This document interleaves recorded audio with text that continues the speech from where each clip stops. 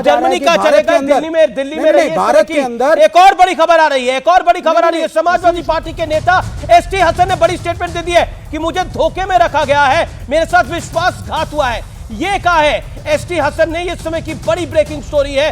ST Hasan Samajwadi party के नेता हैं और उन्होंने बोला मेरे साथ धोखा हुआ है। गौरव भाटिया मेरे साथ है।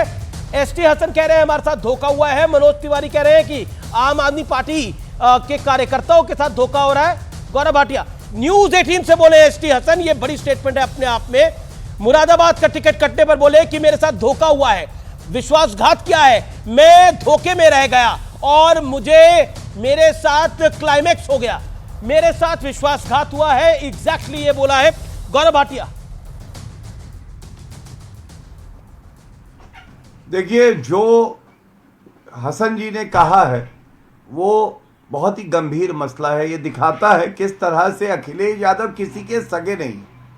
उन्होंने धोखा दे दिया अपने ही पार्टी के एक लीडर को। वरना आप मुझे बताइए, अखिलेश बनाम आजम खान क्यों चल रहा था?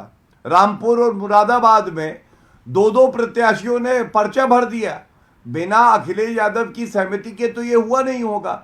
और अखिलेश यादव ने तो मुलायम सिंह यादव जी के साथ भी विश्वासघात किया था।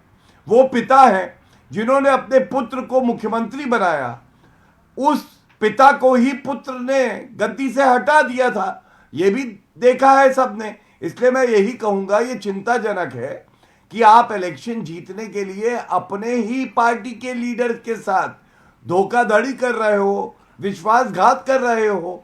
आपके साथ कौन खड़ा होगा? सलीम शेरवानी छोड़ के गए, स्वामी प्रसाद मौर्य छोड़ के गए, अमित जी इसीलिए छोड़ के गए।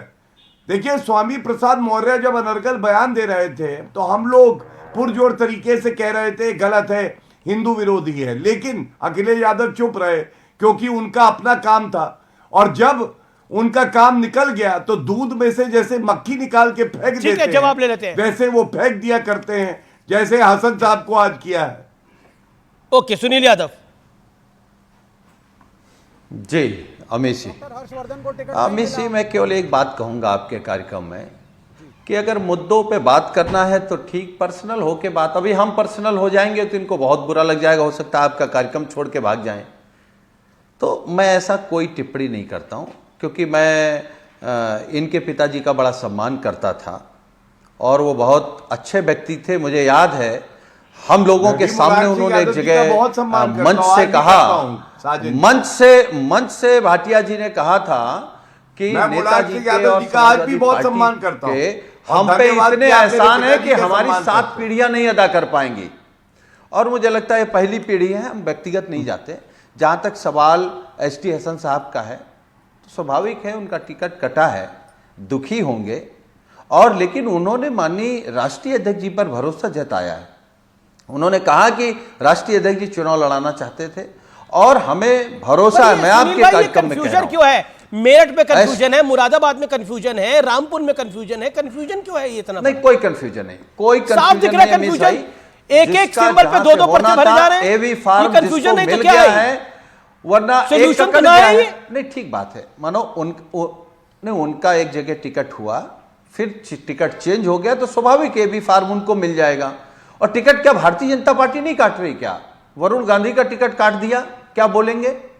ये पार्टियों तो वरुण गांधी ने बोला मेरे साथ धोखा हुआ है। होता है किसको कहां लड़ाना है। वरुण गांधी जी ने क्या वक्तव्य दिया? मैं कुछ कहूं, आप रुकिए। नहीं, देखिए ऐसा है, ये पार्टियों का अपना निर्णय होता है। हर पार्टी ये निर्णय लेती है कि किसको लड़ाना है, किसको नहीं लड़ाना है। इस पर डिबेट का कोई वो मतलब नहीं है। हम केवल आपके कार्यक्रम में इतना कह रहे हैं, एसटी हसन साहब समाजवादी पार्टी के नेता हैं, वो पूरी ताकत के साथ भारतीय जनता पार्टी को लेकिन अगर वो उनके नेता तो धोखा क्यों करा? पॉइंट तो ये है